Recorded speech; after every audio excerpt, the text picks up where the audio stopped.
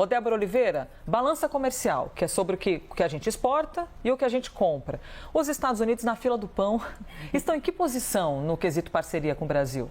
Eles estão no ranking ali, no segundo lugar, Elisa. Perderam para os Estados Unidos, para a China já tem um tempo e permanece como sendo o segundo país nesse ranking dessa balança comercial, para onde a gente mais exporta e a gente importa. Agora, o etanol não está na principal lista de produtos que a gente faz exportações ali, importações. E eu vou trazer daqui a pouquinho aqui para vocês essas artes para poder a gente entender exatamente desses produtos.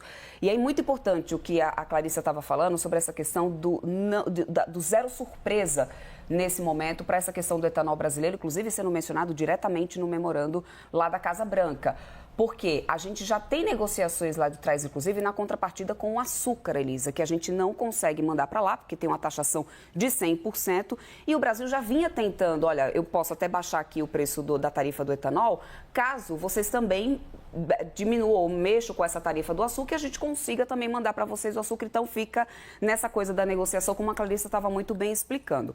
Mas é um país, é um parceiro comercial importante, que, como você mencionou, Elisa, a gente precisa entender o impacto para outros determinados setores. Eu vou trazer aqui para vocês, para a gente entender, né, primeiro de tudo, o que a gente tem de exportações e importações brasileiras para os Estados Unidos, tá?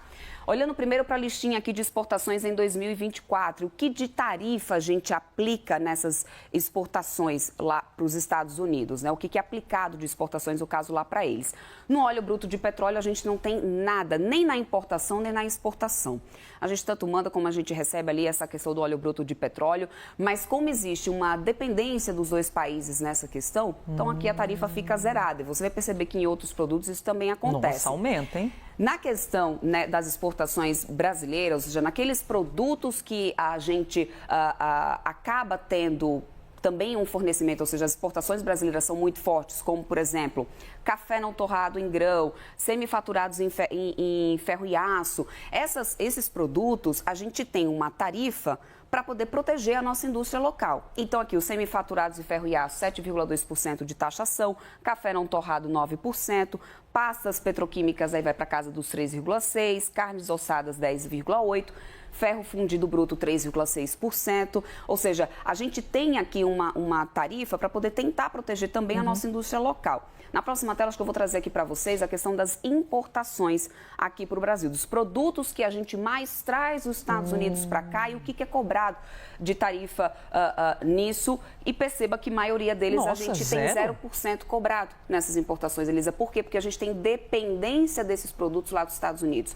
Por exemplo, turborreatores. Antes que você me pergunte... Já me conhece, eu já estava aqui. Turborreator seria? O que é mesmo? O turborreator, Elisa, ele é usado na produção de aeronaves. Sabe a Embraer, que é a nossa fabricante? Interior de São Paulo. Exato.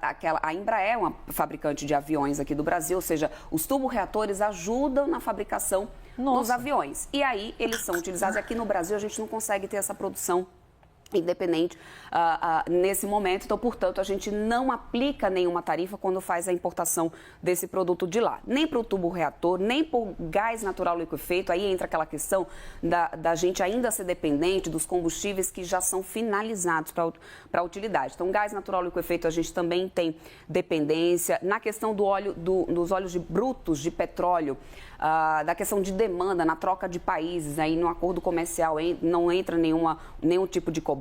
O óleo diesel aí já finalizado, a gente também não tem nenhuma cobrança porque a gente depende para poder dar conta da demanda interna. Naftas para petroquímica, que aí ajuda bastante na questão também de fertilizantes, 0%. Agora, os polímeros e polietileno. Isso aqui ajuda na produção de plásticos, Elisa.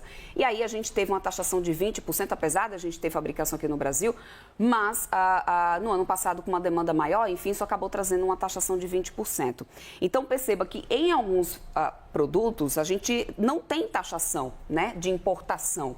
Ou seja, isso vai trazendo um certo equilíbrio. Falar de reciprocidade apenas por uma igualdade tarifária não seria o mais justo nesse momento. No caso do etanol, por exemplo, o nosso etanol ele é muito mais puro, mais limpo do que o dos Estados Unidos. A qualidade é diferente. Então, portanto, tem menos poluição, tem outros fatores que entram nessa história que, inclusive, são determinantes, né, na hora de você determinar uma tarifa nesse momento de importação ou de exportação. Então, portanto, é preciso sentar realmente à mesa para negociar, mais ou menos o que Donald Trump vinha falando já nessa quinta-feira, e essa abertura para negociação, esse espaço que foi dado, Elisa, é o que tem feito com que o mercado, por exemplo, interprete um tom mais leve nessa mais política, ameno. Mais ameno. Essa é a palavra ideal utilizada. Mais ameno. É tanto que a gente não viu ali no final do dia impactos tão significativos nas negociações nos números, das bolsas, né? nos números, porque a gente está tendo um espaço nessa questão da tarifa de reciprocidade.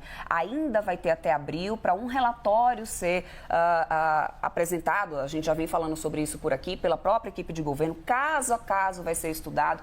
No caso do etanol brasileiro, negociações já acontecem. Então não pega o mercado de surpresa, e esse espaço de negociação é o que faz assim, o mercado entender que, olha, tá bom, não é bem uma novidade, vamos seguir para a negociação, que é mais ou menos essa cartada que Donald Trump tem dado desde que ele assumiu, né? Sentar na mesa para negociar.